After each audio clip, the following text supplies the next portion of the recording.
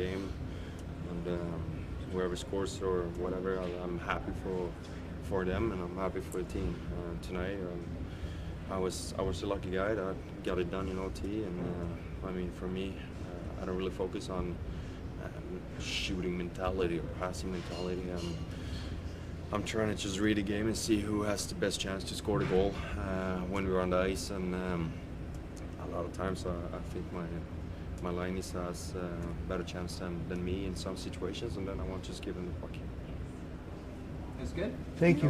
Dale Slaughter behind you there. Thanks, Tom.